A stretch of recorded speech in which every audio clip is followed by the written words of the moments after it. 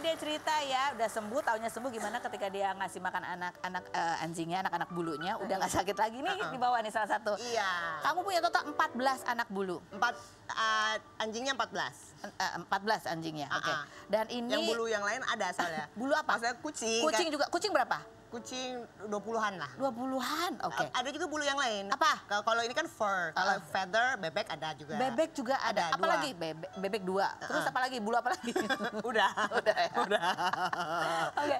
Nah, ya ini juga beberapa diadopsi ya. Termasuk ini yang Star yang kamu bawa. Iya. Ini ada cerita apa dari adopsinya Star ini? Star ini dulu ketemunya di kan banyak akun-akun yang buka adopsi gitu. Aku somehow ser aja kalau di hati udah ser gitu. Aku coba kontak ke emak aslinya. Jadi singkat ceritanya emak aslinya sedang kesulitan ekonomi untuk ngerawat dia karena dianya waktu itu sakit liver gitu. Perutnya udah bengkak karena penumpukan cairan. Udah sampai urat-uratnya kelihatan.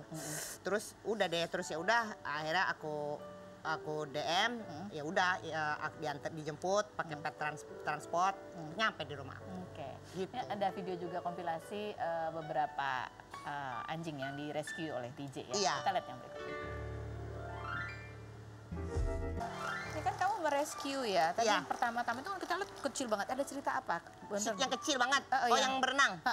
Oh itu namanya Sugar. Dia itu dari korban breeder.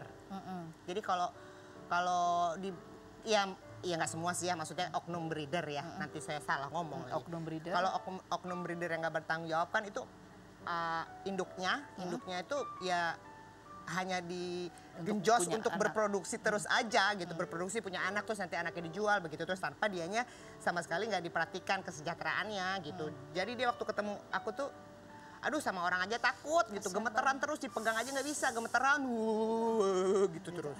Jadi dengan ya kurus kering, ya pokoknya gitu deh, nggak ini deh, parah deh, kacau. Kamu nemunya di mana itu? Itu dari itu juga sosial media juga. Oh gitu. Iya, kalau ini mah rasanya pengen semua dibawa pulang ya, tapi kan aku nunggu ser di hati. Kalau ada ser di hati berarti aku akan kontak. Oh, jadi ini udah direscue orang kemudian ditawarkan juga apa kamu? Iya gitu. Jadi waktu itu yang tadi kecil banget itu dia udah di handle sama shelter. Cuman dari shelter itu membuka untuk barang siapa yang mau adopsi gitu. Dari yang kamu sendiri adopsi gitu, ada lagi nggak sih cerita yang sedih juga tuh dari nasib anjing-anjing yang direscue itu? Dengan berbagai macam kisah mereka sih hampir semuanya sedih, tapi dengan kesedihan yang berbeda-beda lah. Ada lagi cerita yang lain lagi? Nanti aku bikin bukunya ya. Iya, Cerita sedih. Ada yang tadi tuh yang burung kakak tua itu. Itu si Oma itu yang terakhir banget aku rescue itu baru bulan Mei kemarin. Itu aku takjubnya karena dia kecil banget, lebih kecil dari ini. Kecil banget. Sama kucingnya gedean kucing. Itu dia udah tua banget karena udah nggak ada giginya satupun. Ada yang di sini tapi bukan gigi sih, lebih ke jigong doang sih, kayak karang numpuk gitu Kak. Ya terus maksud saya udah mah kecil banget, hidup di jalanan, kok bisa survive gitu dengan sakit kulit yang seperti itu. Sekarang masih dalam tahap penyembuhan. Tapi itu yang buat aku kasihan karena ngeliat size-nya itu loh. Udah kecil, makan aja nggak bisa, makannya kan disuapin. Kalau selama ini dia nyari di sampahan itu gimana gitu, pikir aku. Jadi gitu. dan itu juga termasuk yang ser gitu ya? Nah itu ser. Nah kan kamu punya banyak nih yang kamu asuh gitu. Budget sebulan berapa ini untuk beri makan, merawat? Saya orang pernah ngitung nanti kalau ngitung pusing. Orang pernah ngitung ya? Iya, apa kan kalau ayam naik turun harganya. Gak pernah ada yang protes, aduh ngadopsi lagi nih udah banyak nih di rumah gitu. Ya ada, cuman kan dia diam aja. Siapa? Pegawaiku pastinya. Oh gitu. Ada berapa pegawai juga yang bantuin kamu? Satu doang. Maaf ya Dia protes. Ada rencana kamu mau rumah sebelah dibeli gitu supaya bisa lebih banyak menampung? Udah. Oh udah sampai begitu? Udah lama, maksudnya udah lama itu terjadinya. Maksudnya kebetulan. Udah sampai gitu. Tapi kalau gitu sih ya tahu juga kapasitas diri dan kapasitas diriku dan kapasitas SDM-ku di rumah yang membantu tante. Oh, ini ada yang sampai tidur bareng kamu juga ada? Iya, hampir setengahnya lah, setengahnya tidur bareng. Ini dia termasuk. Oh, Ya, baik. Oke, nah ini kalau ngomong-ngomong soal nih kan ada yang menemani ya. Kalau kamu kan ditemani oleh anak-anak bulu ini ya kan. Nah ini ada sebuah profesinya itu adalah menyediakan talent-talent untuk menjadi pacaran. Apa istilahnya? Apa doi? Pinjem doi katanya gitu. Jadi untuk ya, iya jadi kayak WhatsAppan seolah-olah punya pacar gitu. Iya. Mau banget ikutan. Oh ya, oke. Kita lihat dulu, kita hubungi siapa. Yang berikut ini profilnya. Florencia Ghea Frisilia, pebisnis kelahiran 2001 ini membangun bisnis jasa sewa pacar dan teman sejak 2022 lalu karena memiliki hobi menjodoh-jodohkan orang dan membuat tarif jasa mulai dari 190.000 untuk 3 jam hingga meraih omset puluhan hingga ratusan juta. Untuk melindungi talentanya, ia menerapkan aturan bahwa talent dan klien harus bertemu di tempat umum, tidak boleh dalam satu kendaraan, serta menerapkan batasan dalam menyentuh hanya sekedar pegang tangan, mengelus kepala dan bersandar di pundak. Salah satu talentnya, Yuri, perempuan kelahiran 2002 yang bergabung sejak tahun lalu ini disebut sebagai salah satu talent yang memiliki banyak klien secara offline.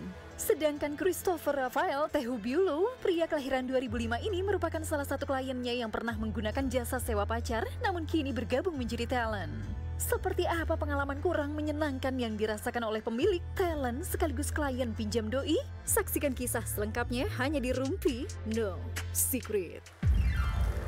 Oke baik, sekarang kita sudah bersama dengan Florence, ini pemilik bisnis pinjam doi, kemudian ada Yuri, ini salah satu talentnya, dan juga Christopher yang tadinya klien, kemudian beralih dia menjadi talent juga ya. Talent itu adalah orang-orang yang pekerjaannya itu ya, apa istilahnya, berperan sebagai pacar, tanda kutip gitu ya, menemani orang-orang kesepian. Nah Florence, betulkah bahwa ya ini idenya awalnya karena kamu lihat banyak teman-teman kamu juga yang apa namanya jomblo ngenes gitu ya, Jones. Tapi ini juga terinspirasi juga kan dari bisnis serupa yang ada di Jepang? Iya betul, jadi pertamanya itu memang ada di Jepang, ada sih di Indonesia tapi baru sedikit. Jadi aku kepikiran aja buat bikin pinjem doi ini supaya teman-teman yang kurang beruntung mungkin belum dapat pacar bisa dapat pacar gitu. Oh di Indonesia tuh selain kamu juga ada lagi yang punya? Ada, tapi masih sedikit waktu Masih itu. sedikit. Nah waktu awal-awal kamu bikin ini gitu ya, itu inget nggak pada saat bikin gitu, memulainya itu apa pemicunya? Ada kejadian apa? Sebenarnya sih waktu itu kebetulan baru resign juga, terus mau bikin bisnis bingung kan. Cuman aku juga memang ada pengalaman pribadi sih, karena aku juga kan sempet jomblo ngenes ya selama bertahun-tahun dan itu rasanya nggak enak banget. Terus aku kepikiran ini dan memang aku waktu itu sempat riset juga ya, ternyata di Indonesia tuh ada 61 juta orang jomblo gitu. 61 juta orang jomblo? Iya, sekitar kayak 22% sih katanya gitu. Oke, nah ini pertama kali apa yang kamu lakukan? Gimana caranya kamu merekrut talent pertama kamu dan klien pertama kamu? Jadi pertamanya aku di Instagram aja sih gitu ngepost, terus habis itu pakai hashtag, terus aku tulis deh rekrutmen doi perempuan dan laki-laki, terus aku bilang beberapa kriterianya, terus habis itu udah deh dari Instagram aja sih awalnya. Nah untuk kliennya juga sama dari Instagram juga? Iya. Kliennya gitu. Jadi kalau dari untuk yang kamu rekrut gitu, syaratnya apa? Ada batasan umur tertentu atau ada apa? Iya, jadi batasan umurnya itu 18 sampai 25 tahun. Terus harus good looking. Jadi nanti itu bakal diseleksi dulu. Jadi mereka tuh bakalan isi form dulu. Terus habis itu aku yang nanti bakalan interview. Nanti pas interview aku lihat apakah orang ini jago ngomong nggak, jago ngobrol nggak, karena kita kan harus mulai topik duluan. Iya. Jadi pintar berkomunikasi dan membuka pembicaraan iya, juga. Betul. Oke, nah sekarang kita mau nanya sama Yuri dan juga Christopher ya. Terutama Christopher sih. Ini kenapa dia tiba-tiba dari klien menjadi talent ya kan? Dan dari Yuri dan Christopher udah punya pacar beneran atau belum ya? Setelah yang berikut jangan kemana. Tetap di Rumpi No Secret.